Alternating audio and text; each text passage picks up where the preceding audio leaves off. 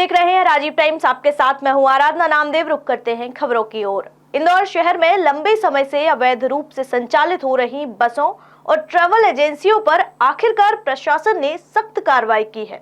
Navlakha bus stand पर बिना permit और नियमों को ताक पे रखकर चल रही बसों ने न सिर्फ यातायात व्यवस्था को बिगाड़ रखा था, बल्कि यात्रियों की सुरक्षा के साथ भी खिलवाड़ किया जा रहा था। कई बस संचालक बिना किसी अनुमति के अवैध रूप से किराया वसूल रहे थे, जबकि यात्रियों को ठगी, ओवरलोडिंग और अनियमित सेवाओं का सामना करना पड़ रहा था। आइए जानते हैं कि क्या है ये पूरा मामला। जिला प्रशासन और परिवहन विभाग ने संयुक्त रूप से नवलखा बस स्टैंड पर बड़ी कार्रवाई की है, जिसमें सभी बसों के दस्तावेजों की जांच की गई है। जिन बसों के पास परमिट नहीं था उन्हें जब्त कर लिया गया। साथ ही कई ट्रेवल्स के कार्यालय भी सील कर दिए गए हैं।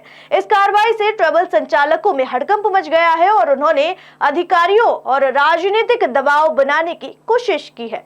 एसडीएम घनश्याम धनगर ने बताया कि यह कार्रवाई अनियमितताओं को रोकने के लिए की गई है और आगे भी ऐसे कदम उठाए जाएंगे। इंदौर कलेक्टर आशीष सिंह ने कहा कि बस संचालकों को अपने दस्तावेज व्यवस्थित करने के लिए 15 दिन का समय दिया गया है।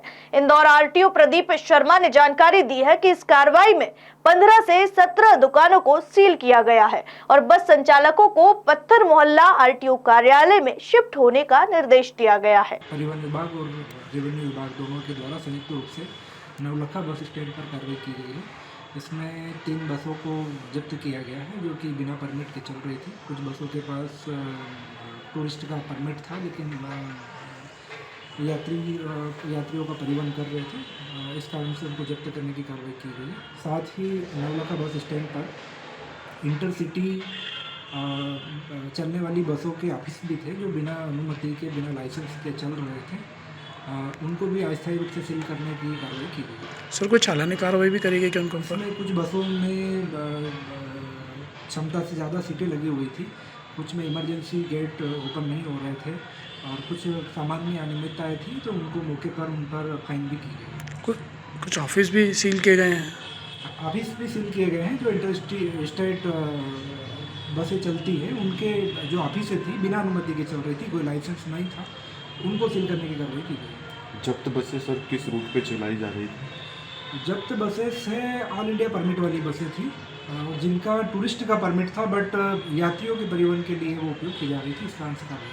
सर, कौन से ट्रेवल्स की बसें हैं? क्या वो अलग अलग है, धारीवाल ट्रेवल्स और दूसरे ट्रेवल्स की थी, उन पर कार्रवाई की गई। इसमें क्या है, जो नवलखा बस स्टैंड से स्टेज कैरेज की और ऑल इंडिया परमिट की बसेस चलते हैं, इसमें अनियमितताओं की आज जाँच की गई। इसमें इनके permit, fitness, licence, PUC certificate और इनके साथ में इनके अंदर की जो स्थितियाँ हैं बस की, उनकी आज जांच की गई है और जिन बसों में कमियाँ पाई गई उस पर कार्रवाई। सर, कितनी बसों पर कार्रवाई की गई और क्या? इसमें 3 बसें अभी जब्त हुई हैं और 10 बसों पर चालानी कार्रवाई हुई है। कलेक्टर साहब सर आपके द्वारा मिले भी हैं वो लोग आज? प्रतिनिधि मंडल भी मिलने आए हैं। क्या इनका कहना था कि कुछ वहाँ पे ट्रेवल एजेंट भी काम करते हैं जिनके पास लाइसेंस नहीं है, तो वो चाह रहे थे कि उनको कुछ समय दिया जाए जिससे वो लाइसेंस लें, उसके बाद व्यवसाय का संचालन करें। तो वहीं इंदौर बस संचालक संगठन के अध्यक्ष अरुण गुप्ता ने बताया कि उन्होंने कलेक्टर आशीष सिंह से मुलाकात कर अपनी समस्याएं रखी हैं। कलेक्टर ने निर्देश दिया है कि सील किए गए कार्यालय अस्थायी रूप से खोले जा सकते हैं, लेकिन 15 दिनों के भीतर उन्हें पत्थर मोहल्ला में स्थानांतरित होना होगा। हमारा ये मामला है कि आरटी साहब का कहना है कि आप लोग नाता मोहल्ला चले जाओ, जबकि नाता मोहल्ला पर अभी तो कोई सुविधा ही नहीं है और पैसेंजर भी अभी नाता मोहल्ला पहुँच नहीं पाता क्योंकि किराया बहुत लगता है।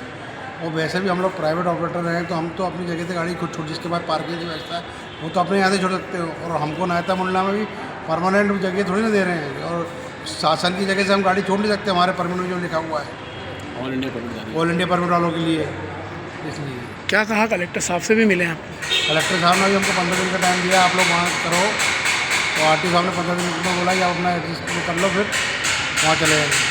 दुकानें भी कुछ सील की गई थी, अभी खोलने का बोला है क्या? हाँ, अभी खोलने का बोल दिया था। कितनी दुकानें सील की गई थी?